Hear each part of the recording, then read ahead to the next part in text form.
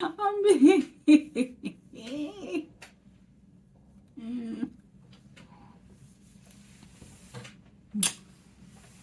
Welcome back, everybody. It's your boy JD, It's Keyda, and you ain't better than nobody.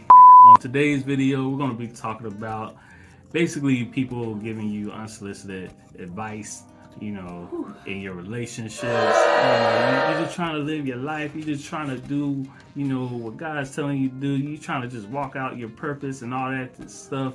And then here comes somebody, a family, a friend, a co-worker, just somebody just out the blue, like, hey, I believe, you should probably be doing this, or you should probably explore that. And it's like, whoa, where you come from with all of that? Like,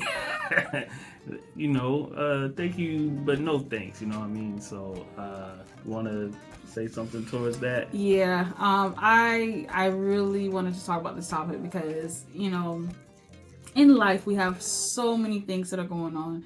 We have so much to look forward to as well. And within that, you're going to get friends, family, even co-workers, people that some people really truly have your best interests at heart, right? Yeah. Then there's some people where it's like, we don't know. We're not for sure where it's coming from, but we know that, respectfully, we listen, right? I know me and my husband, we definitely will listen. But then there's times where you're just like, you know what? I don't know where this is coming from. I'm praying for you. But I didn't ask you for you. I didn't ask you for anything. And some people believe they're being led, and you can tell the difference. You really can tell the difference. Yeah. But we always respect people when they're speaking to us. We definitely listen. But as far as taking it into consideration, not all the time. So there was just a topic that we really wanted to talk about because I see it all the time. I see it in ministry. I see it at work. I see it all the time. What do you think about those type of people, babe? What do you think about being in that position? Like, is it something that we can do as people, or is it something we can do or say? How would you go about doing that anyway? Okay, well, first of all, let me set let me set the framework. Let me build that. So let's say you're at your job and you've been working. Everything is going fine and dandy, and you may get an unction, sometime during the job to say, hey, I'm gonna step up. I'm just gonna step up. I'm gonna, try to be better at working at my workspace and stuff like that. And I'm gonna try to get some more information, some more gains, so I can get promoted or something like that. So you're going about that. You're making those changes and adjustments to your lives, right? And then there's people that start looking at you differently, like, hey, man, you starting to change a little bit. You starting to pay attention a little bit more. You're not like, lacking, basically. And people start noticing a change, and they start coming up to you, asking you. People just start naturally wondering what's going on, and you might be like, yeah, I'm trying to do this for, better my family, better my health, get that Right. promotion, whatever it is. And then you always got that one or two people that come and say, well, I don't think you should be looking in that direction. I don't think you should be trying to improve your life, or or why don't you go this way? Why don't you zig instead of zagging that way? You know what I mean? And and you're like, okay, I appreciate your concern. I appreciate respectfully what you're bringing to me, but at the same time, that's not what I believe that I should be continuing doing at this point. I believe that I should be going in this direction, and especially if you have confirmations of that Right. this is the right direction that Right. you're heading in, through your friends, through people that you're looking up to, people that are really mentoring you and coaching you and guiding you.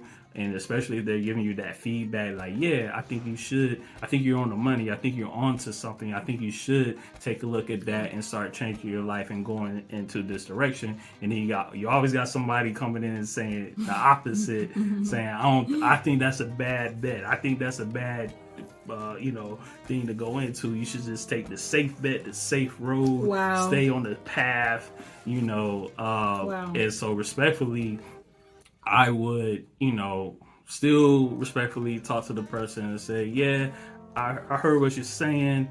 I considered that path, but I just want to take a bet. I want to take a chance on myself and this particular opportunity, because really at the end of the day, we're talking about opportunities. I'm taking a chance on this opportunity to improve my life or improve whatever it is around me. So, and then I'll just say, hey, thank you for that insight.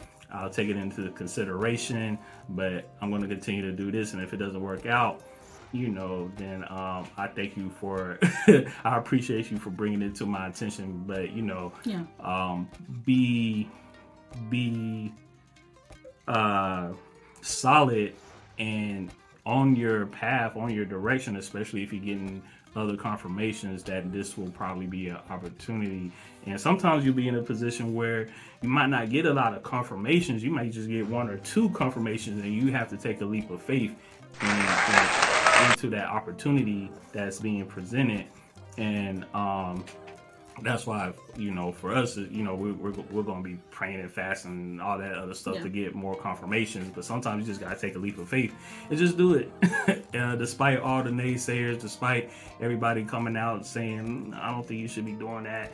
I think y'all should be doing this, and it's like, well, you're not in my home. You're not in my situation. You're not paying my bills respectfully, you're not, right. You may, if I'm married and you're not married, you may not have a platform to speak on, so to speak. That person may not have that authority to speak into your life in that manner, but I would still respectfully just listen and decline and acknowledge what they said and respectfully decline their advice. It's so funny. I really, I'm glad that you mentioned about that, because sometimes we can get into a place where we would listen to other people's voices and opinions over God's. And that's something that I've been in before, maybe even my husband, I'm sure. But the thing is, like, those confirmations are something that you have to trust in. It can't be just, even certain pastors or leaders, definitely take into consideration if they're your leader or pastor, but also know what God is saying to you. I know that there's been even family members, right? Even close family members, cousins, aunts, parents, brothers, sisters, it doesn't matter, right? Where they believe that they truly have your best interests at heart. And I know that's what they believe, and that's fine. But even family, we have to say, hey, I hear you, I'm considering what you're saying, but I disagree. And there's nothing wrong with saying I disagree. It's not offensive. It's not being disobedient. It's as long as you're saying in a place of just being, received, and saying in a place of love, that there is nothing wrong with it. Because at the end of the day, we're not always going to understand what God is doing in each other's lives. We, like, what does the Bible says, that we hear in part, see in part, know in part. Right. At the end of the day, it's okay to take those chances with God. And so I even want to be here. Like, it's funny, and the reason why we even came up with this topic is because we've been in many situations like that. Being in the military and always moving and traveling, and just, we've had the pleasure of meeting so many different people and friends and coworkers, and the list goes on. But there's those times where God is definitely challenging you. Will you listen to me, right? And so it's okay to make mistakes. I want to say that to people. It's okay to take a chance on yourself and to make a mistake. Yeah. Because there's always going to be someone that, and that's why we're here talking too, that there's always going to be someone that, may see your mistake. They may see it, and they may, in love, they believe they're coming from a place of love. They may try to lovingly, guide you and correct you. But I want to talk about, I think this goes into also boundaries. Oh, that's a big topic.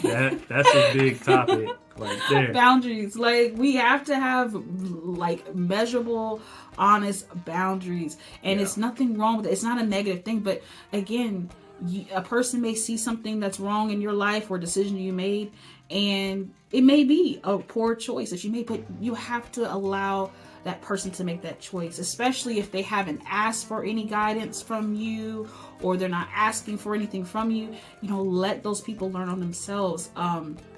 Yeah, you want to speak about boundaries? I know you mentioned that recently.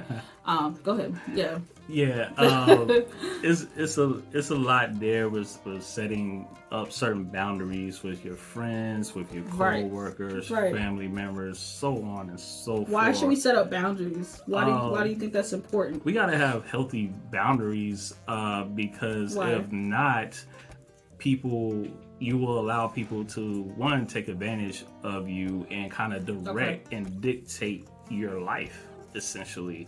What you should be doing, what you should eat, what you should watch. Like the voices we were talking about earlier. Right, hearing so many different... You're hearing so many different people, and if you let everybody into your business, especially your private business, what you're doing in your own home, there's too many voices out there, especially with social media, especially with TV, and then you add everybody else.